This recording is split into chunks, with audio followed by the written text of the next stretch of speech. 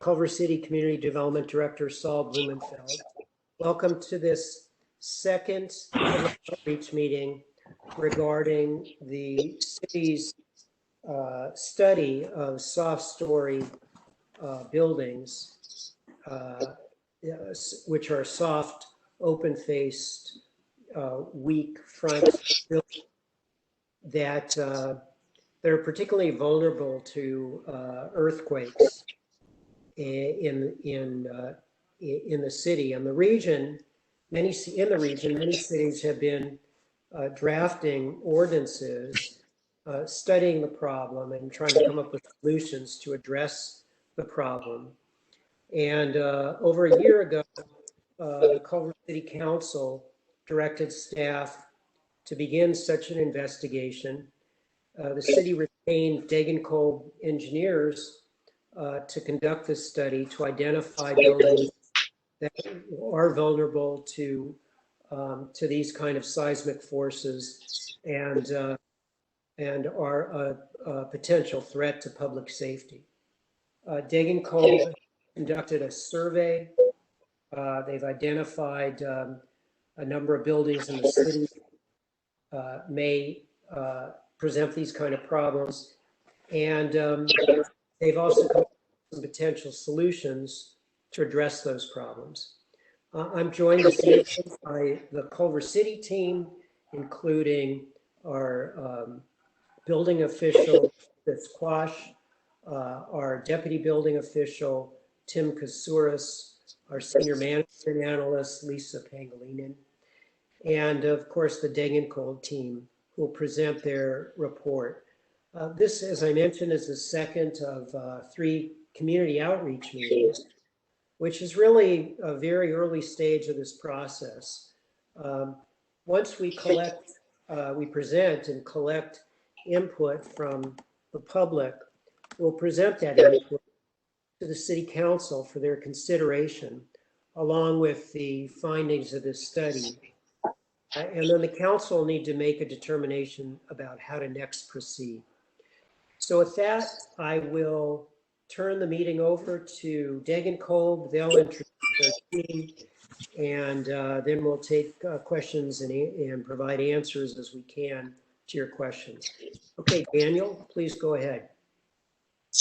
Thank you, Saul. Appreciate it. As mentioned by Saul, my name is Daniel Zepeda. I'm with Degenkolb Engineers. I'm a principal there, and we as a team have a lot of experience helping out cities with very similar projects.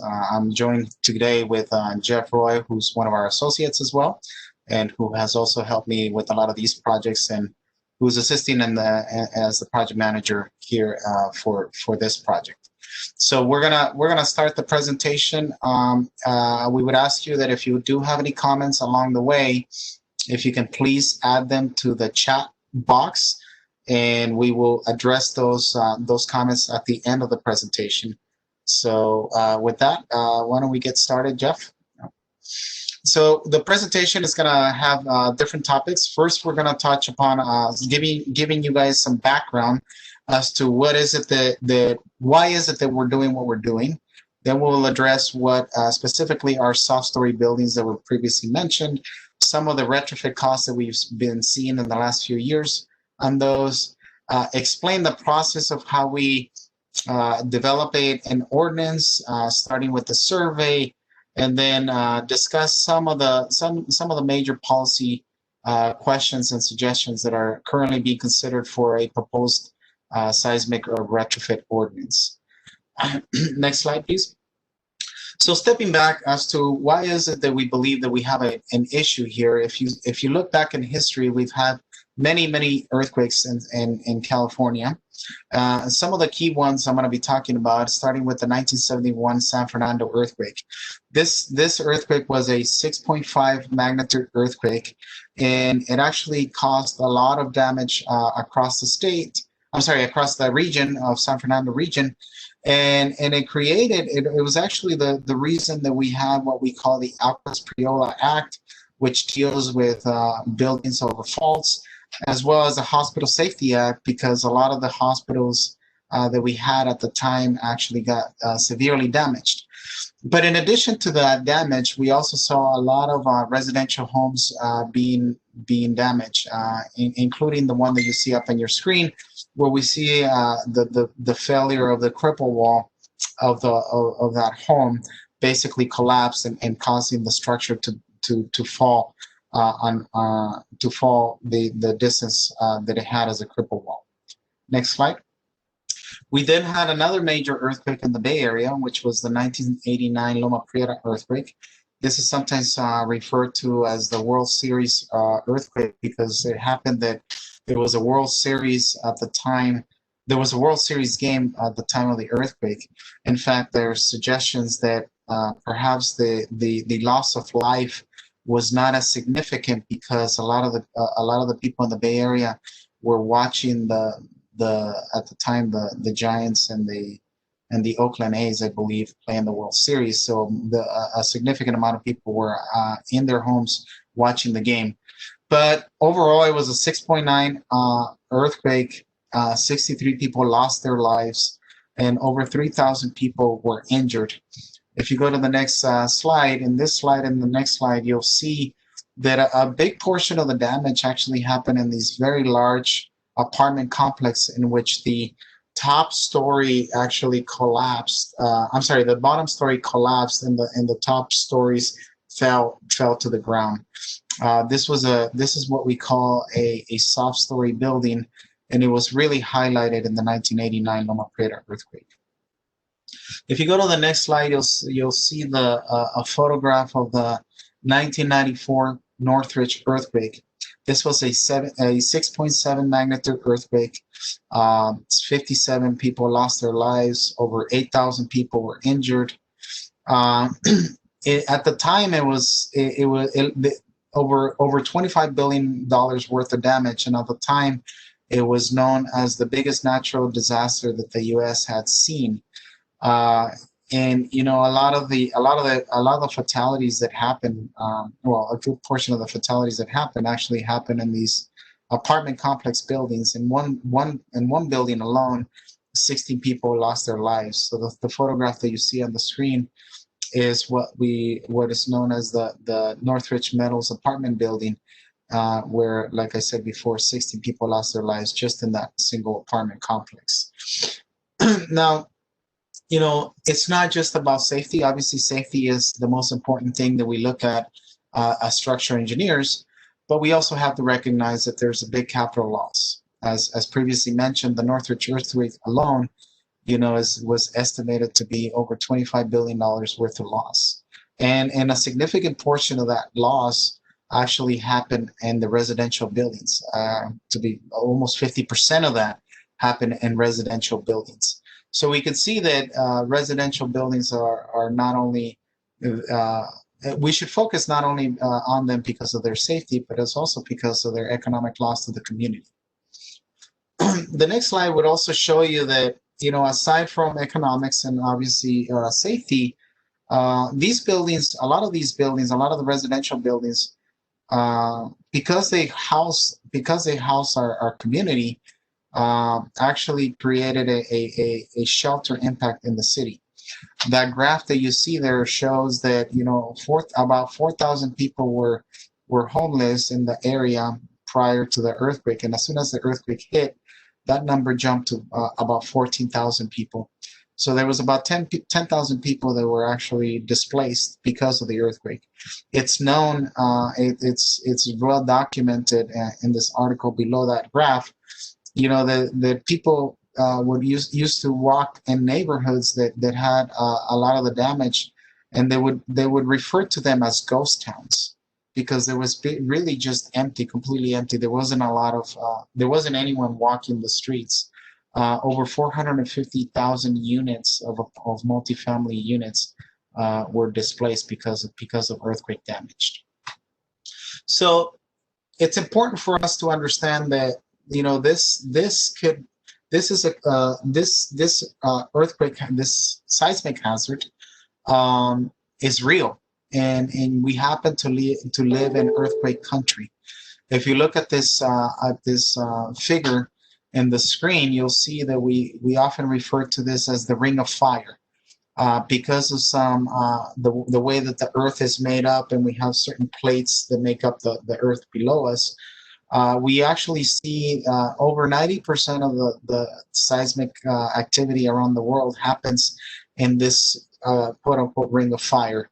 And you could see that we California happen to be right on that ring of fire, and we have reoccurring earthquakes, often, that we need to seriously consider this. Now, what we always hear is that, well, we haven't had an earthquake in a long time. Why do we need to worry about it? But in recent times, and in fact, irrespective of the fact that we've been at home, in recent times, in this past year, we've had a significant amount of earthquakes. You could see here that there's been a lot of 5.5, 5.7, 6.5 earthquakes within the California area. And in fact, we've also seen some up as far away as Utah. So it's this earthquake, this seismic hazard is not going away anytime soon. In fact, it's never going to go away because it's just something that where we live. It's caused by where the types of soil, the type of plates that we have. If you actually go to the USGS, you'll see that they have a nice application where you can punch in your address or your zip code, and it will give you the probability of having an earthquake within your area. If you happen to punch in the zip code of Culver City, you'll find out that there's actually a 50% probability that we're going to have a 6.0 or greater in the next 25 years in the LA area. So it's a significant risk to our community. Now, how do we compare? How does our city compare to other cities around the state? We use an engineering factor called SS or S1 to measure the intensity, the intensity of our earthquake hazard that we have here in the city. And you can see that if you look at that at that factor in various cities across the state, you can see that we're kind of in the middle of the pack. We are about 1.98 in comparison to other cities. Other cities, yes, they could go up to the 2.88, but you can see that we're actually higher than Long Beach, higher than San Francisco, and pretty much in par with other cities like Santa Monica and Northridge. So we do have a significantly risk here in Culver City. You can see on the figure on the right side that we have a few faults that run very close, if not underneath our city. So we often get asked, why is it that if we know that we live in seismic country, if we know that there's all these buildings that have failed in the past, why is it that the current building code doesn't address it, or does it not address it? If we look at the current code, the code has certain triggers as to where you need to address your existing buildings. If you were to do an addition, a major addition, or an alteration to your building, then you would have to consider its seismic hazard and then bring that building up to a certain level of safety. If the building had a significant amount of damage, whether it be a seismic event or any other kind of damage, it may trigger the owner to look at the building and make sure that during the repairs that they also bring it up to a certain seismic safety. And then finally, if the owner of a particular building is changing the type of occupancy that they have, then the code would require that they evaluate that building and make sure that it meets a certain standard. But as you can see, nowhere in here does it say that because you have a vulnerable building type, in other words, a building that we previously have observed to be at risk, nowhere in here does it say that if you have one of those buildings, you need to upgrade it. In other words, you are grandfathered in. If you don't touch your building or have major repairs, then you don't need to do any upgrades to that building when it comes to seismic risk. And for that reason, many cities across the state have taken it upon themselves to do some surveys and understand their seismic risk and then come up with certain seismic risk reduction programs. In other words, ordinances that would address their seismic vulnerabilities. You can see here all the cities that have the word SWAF or WSS, wood soft story.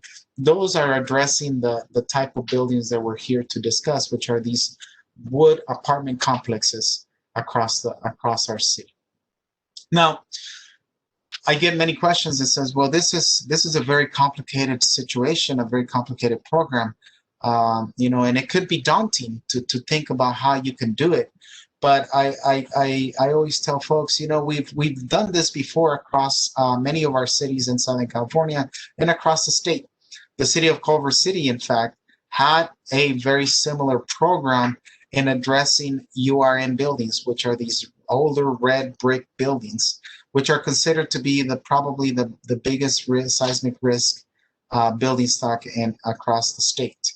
And the city addressed them. They did a survey. They identified the buildings, and they went ahead and mandated seismic strengthening of those buildings. So it's been done before in the city. Now, how do these programs actually function? Do they actually work? I like to give this case study of a program that I visited when they had a seismic event back in 2016 in Taiwan. Now, I know it sounds far, and then we say, well, Taiwan is a different country, but I assure you that they have very sophisticated seismic codes. Their seismic hazard is actually higher than ours, and they use codes that are US based, very similar to what we use here. And what they did is they identify a certain vulnerable building type, and they had an evaluation process. And if the buildings were evaluated to be unsafe, then they would have to retrofit them. And they were in the middle of their program when they got hit with this earthquake in 2016. And out of the 334 buildings that they had qualified as being safe or they had retrofitted to be safe, only one was damaged. And even that building wasn't damaged significantly. Out of the 75 buildings that they had classified as being unsafe and were in the process of either retrofitting them or getting rid of them, 18 of those were severely damaged. So you could see that these types of programs actually do help the community. Now, we know that there's a lot of building types out there that we need to address. Every single building, every existing building has some type of vulnerability, but some vulnerabilities are more risk than others. On the top left corner, the soft story wood buildings that I was discussing earlier. There's also the cripple wall buildings, which I showed you a photograph of. Oftentimes, you probably have heard a lot about these non-ductile concrete buildings on the bottom left corner, or the pre-Northridge steel moment frames. Every single one of these buildings has some vulnerability type. However, most cities usually start their risk mitigation by addressing the wood soft story buildings because they are the easiest ones to address. And by that I mean that they cost a lot less than addressing the larger buildings. There are more of them, and they also affect the majority of the community because, like I said before, they happen to house a big portion of our cities. So many cities, including Culver City, decided to start with that. Now, how do these buildings actually get damaged during an earthquake? I mentioned a little bit about how that worked and how that was observed during the previous earthquakes. Well, what happens is that excuse me, these buildings have a weakness in their ground floor. Their ground floor is not as strong or stiff as their upper floors. So what happens is that during an earthquake, it tends to break. And it's no different than you tackling a football player at its knees. That's how you get a big, tough football player down, is you basically grab it by its knees. So nature is actually shaking that building and actually causing that building to collapse. So how do we fix that building? Well, we have to target the issue, which is that very weak ground floor. And the two most common ways of addressing that vulnerability is by adding a steel moment frame, which is presented on the left, or by adding some plywood shear walls, which is presented on the right. Now, these are not the only two solutions out there, but they're the most common solutions. And out of those two common solutions, the one on the left actually happens to be the one that's used the most because it saves the parking spaces. Whereas if you were to do the one on the right, it creates a parking issue, and we know how critical that is in Southern California. Now, we always get asked, well, how much does it cost to address these buildings? How much does it cost to retrofit these buildings? Many cities that came before us to do these seismic programs have done a lot of estimates on how much retrofits cost. And here on this slide, you can see that how the different evaluations have come up. Some cities have tried to estimate how much it costs per unit, whereas others have addressed it more as how much it costs per building. What we typically recommend cities is to look at it more of how much does it cost per frame. And the reason we say that is because you can have a very large building that only has the vulnerability, the weakness of that building only happens on one side of the building. And if you were to just simply address that weakness and divide it amongst the number of units in a very large building, then you get a very small number per unit.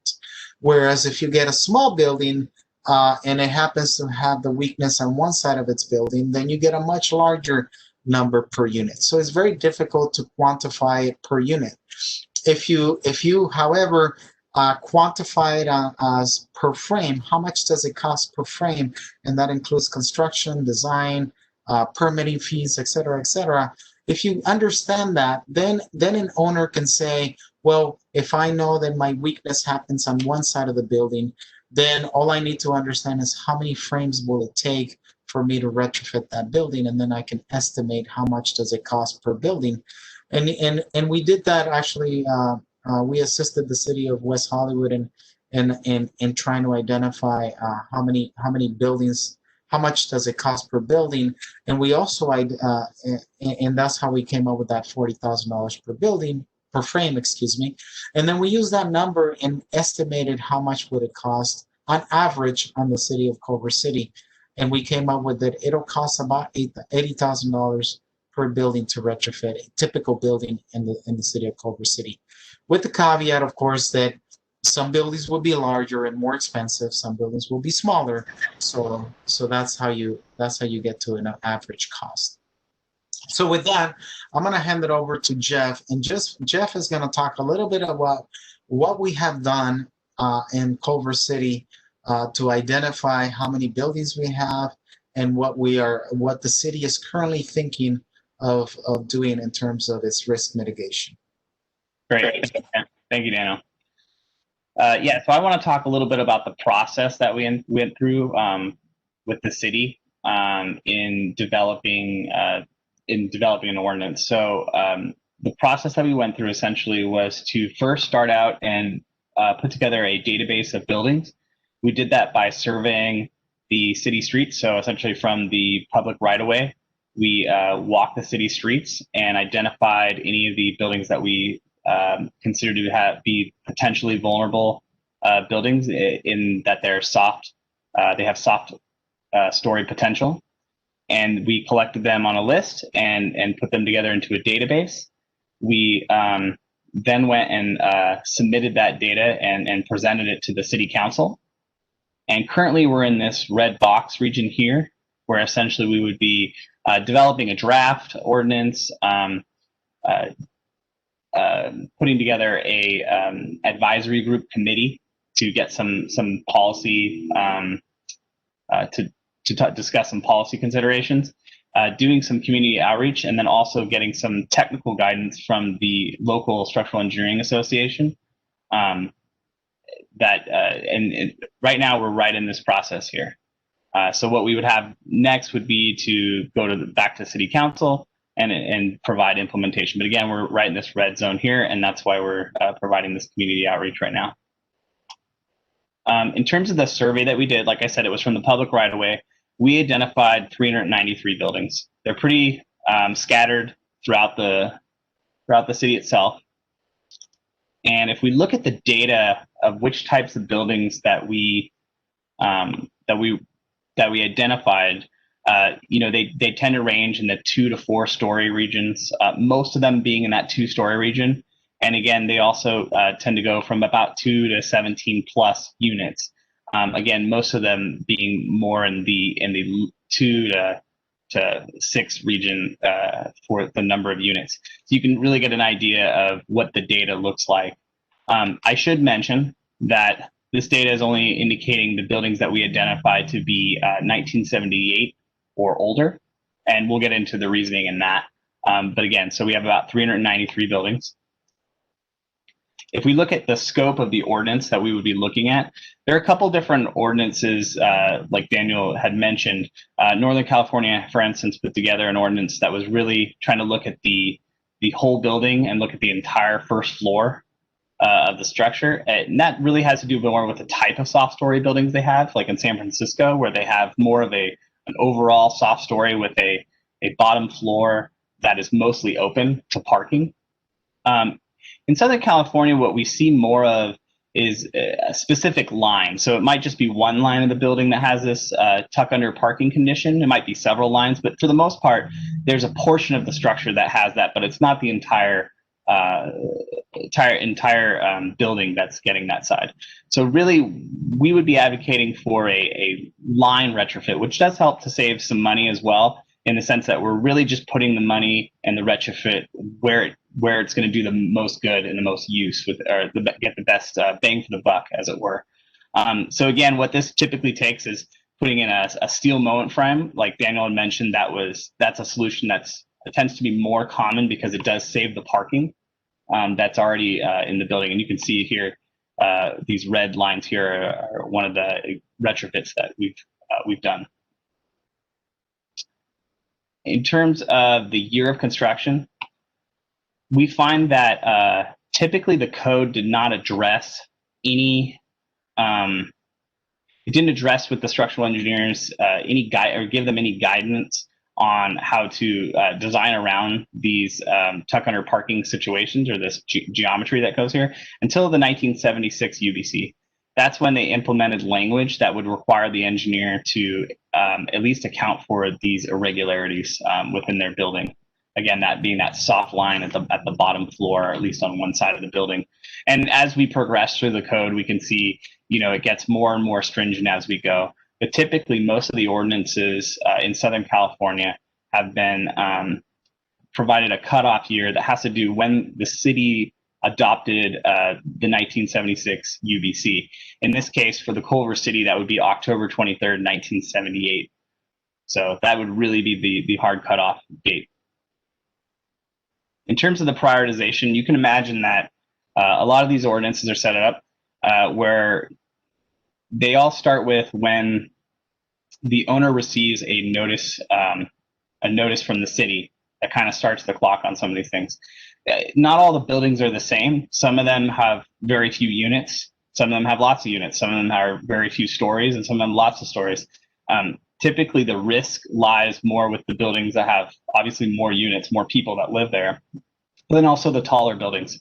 So typically what's done, without trying to send out letters or notification to every resident, all 393 buildings all at once, typically what happens is this noticing happens in stages. In this case, it's 3 priorities is what is being proposed for this ordinance. So again, priority 1 would be buildings with more than 12 units, or 3 stories with more than 6 units. Priority 2 would be buildings with 5 to 12 units. And priority 3 would be everything basically left over, so the 2 to 4 units location. As you can see, the priorities are heavily weighted towards the priority 2 and priority 3. That's generally what's also done in these ordinances, essentially to let the city get their feet wet and get used to implementing this program before they send out so many notices. So again, usually priority 1 is a smaller chunk of the pie, as it were. We do also get asked typically with all these buildings, what is the makeup in terms of occupancy or the use of it? Typically, we look to see if there's any historic buildings. In this case, we did find 3. They happen to preside in the priority 2 and priority 3, as it is proposed now. And then also, we didn't find any affordable housing units, nor did we find any city buildings. So that's what's being proposed in terms of priorities. The other main part that needs to be discussed is the time frame. So like I mentioned before, typically the time frame starts notice to the owner. So when the owner gets the notice, they have a certain time frame in each one of these ordinances to complete the construction. There are also these individual milestones along the way. So the first milestone is typically to do a screening procedure. That would be to have an engineer come look at the building, take some photos, provide some information to the city with a city provided form that would help them understand and classify the building, that it does in fact need to be in the ordinance, that a retrofit does in fact need to occur, or if it in fact can be pulled out. Again, the survey that we did was from the right of way, so it's a little bit hard to do all of to get all the details when you're out there. So that's why we do have the screening process. The second procedure would be to go ahead and have the engineer provide a retrofit design, and then do that retrofit and construction, and finally close it out. As you can see, I've provided a few different cities to give you some examples of how some of the other Southern California cities have implemented it. As you can see, Los Angeles has a 7-year program in total. Santa Monica has a 6-year program in total. West Hollywood, a 5-year program in total. And we often get asked, Daniel and I, what would be the fastest that it could be done? And I would say what we did is we did put together, based on our judgment, what we thought the fastest program that could be implemented, and that would be 2.5 years. I would say that's a very aggressive schedule, but that would be the absolute bottom. It is interesting in noting this, that the city of Beverly Hills actually does have a 2.5-year program for these structures. So it has been implemented in another city. What's being proposed for the soft story ordinance in Culver City is a 5-year program, essentially 1 year to submit a screening report. Again, that being that screening process, 2 years to submit retrofit plans, 3 years to obtain the permit, 4 years to commence construction, and 5 years to complete construction. So in total, a 5-year program. So again, all of these timelines that start at the notice to the owner. So with that, I'll open it up for questions.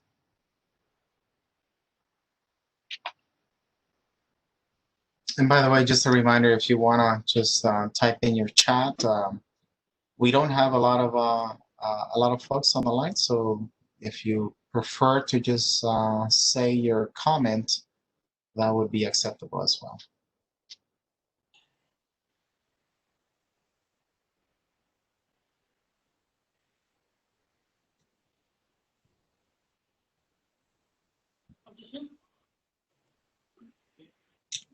Was somebody trying to talk? It sounded like somebody was trying to talk. Let's see. Lisa, are you controlling the audio? It sounds like Lucy has her hand up, so she might want to talk. Let's see. Lisa, are you there? I wonder if people can hear me. Yeah, we can hear you. Yeah. Yeah, Lisa, can you tell me if can you recognize folks if they raise So I their... do have I do have Louise. She has her hand up. So let me unmute her and she can ask her question. Thank you. Hello. Yes. I just wondered if we're only talking about apartment complexes, or what about wood-framed single-family homes? It's a good. Go ahead. It's a good question. No, we're really only talking about 2 units or more, so not single-family houses. Our initial scope was to survey some the residential homes, but after discussing this with the city council, they asked staff to only move forward with the apartment complexes, or with multifamily, I should say, multifamily, not just apartment, but it could also be condominiums, but multifamily. Well, do you think it's going to sort of trickle down to single-family homes eventually? So do you have any any comment on whether it would trickle down to single family? Yeah, well, at this point, that isn't the direction. You know, if you think about the nature of the problem, much of the building code is devoted to minimizing the threat to public safety, and it's geared toward addressing some of the bigger problems with higher occupancies. And so, as Daniel and Jeff point out in their study, they focused on buildings that have higher occupancies than single-family homes. Also, I think Jeff mentioned, or Daniel mentioned, that the codes are updated in a regular cycle, and each code cycle tends to make the codes better and safer. And so it's possible that even the state, and we adopt a standard code that's promulgated by the state. So even the state could require more restrictive standards, if there was a desire and I'll just say political will to do it because of the threat to public safety. So I guess really that's a long-winded way of saying, right at the moment, there is no direction to do that. But it is possible that these more restrictive measures could apply to single-family homes, either by local ordinance or under state law. Jeff or Daniel, do you have anything to add there? Yeah, I do want to add that most cities have decided not to include single-family homes because, as Saul mentioned, they're not the high occupancy, so they focus on the biggest risk for the community, which are the high occupancy. And the other reason is that single-family homes actually have some incentives to do voluntary seismic retrofits of their crippled walls. The states has a certain program where you can apply and get some funding for that. If your city is part, the city first has to apply to make sure that they're part of that program, and then the individual can apply based on that. So a lot of cities have opted to leave that as a voluntary measure and not target the single family homes. Thank you for explaining. Sure. There is another question that just came in. Is there a way to check if one's building is a soft story building? And this is from Dorrit Hanover. And I apologize if I butcher your name there, but at this point, the data is still in draft form, and by that we mean that we did a walk from the right of way, and this still has to go through all the proper channels with the city to make sure that everything gets double checked, and eventually it goes and floats up to when we present all the data to city council, and then the city council actually votes on an ordinance.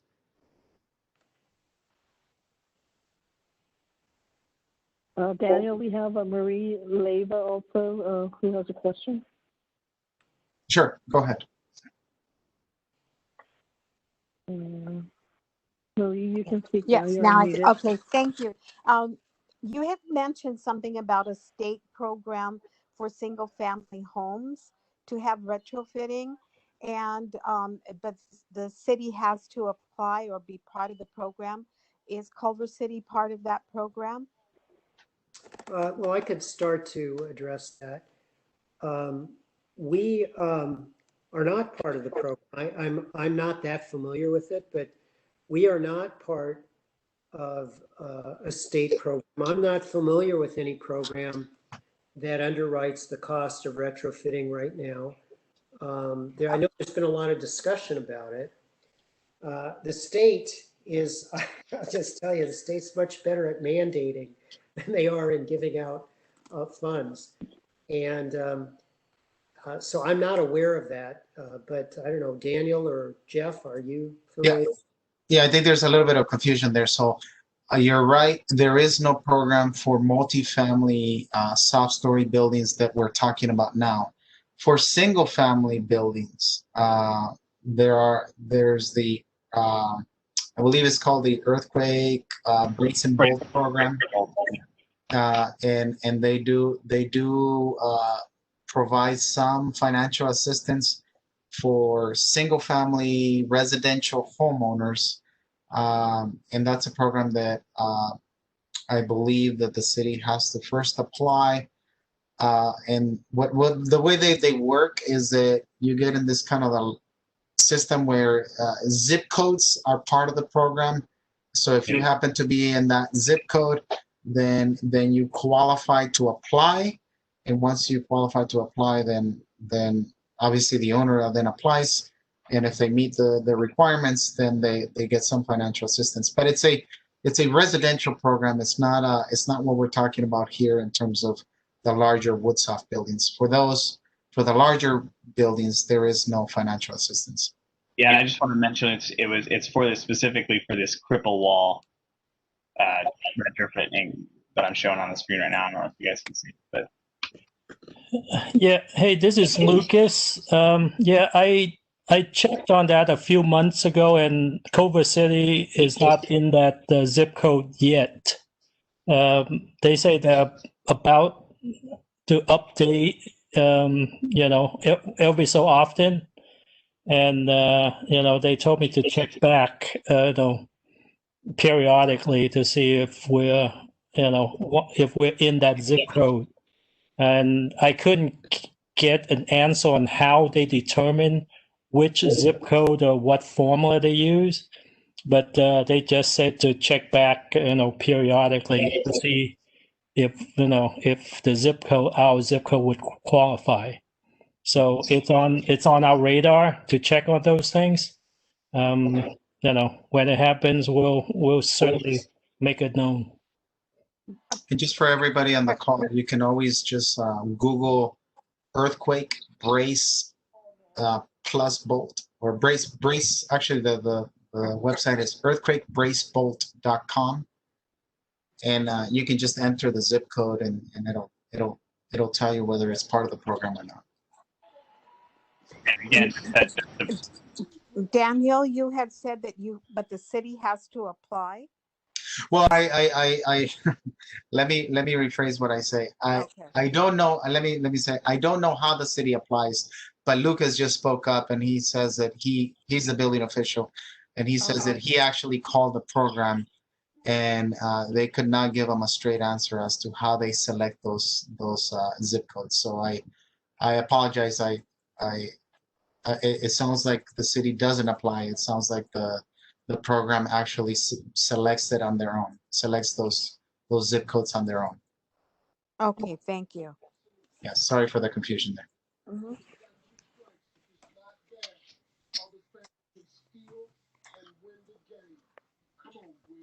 Any other questions?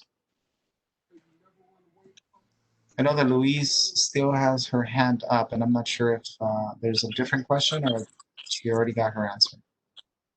Okay, looks like she pulled it down.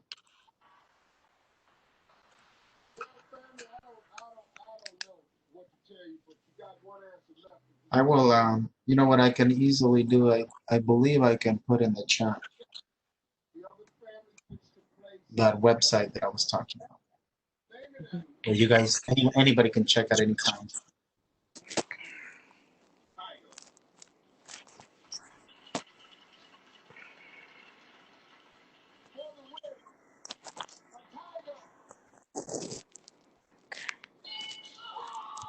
Any other questions from anybody? I don't see anything.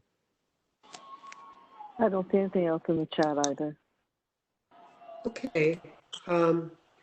Well, if there are no further questions, you can all let me say, if you do have any further questions, you can also always reach out to me. You can reach out to Lucas or Tim, who are all participating in this meeting, and you can send us your questions, and we'll be happy to try to answer them if something comes to mind later.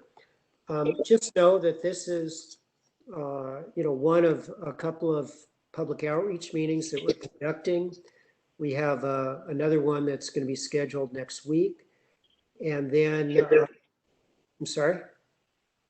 another one next week. And then after that, we'll touch back with City Council to let them know what input we've received and then to talk about next steps.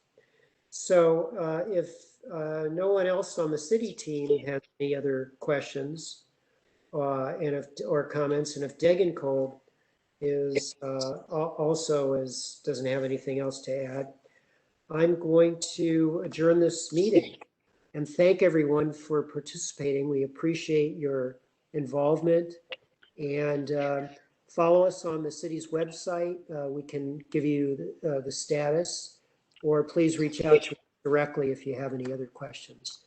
So thanks to everyone, and good night. Okay, Yeah. thank you. Good night. Good night. Thank you. Thank you.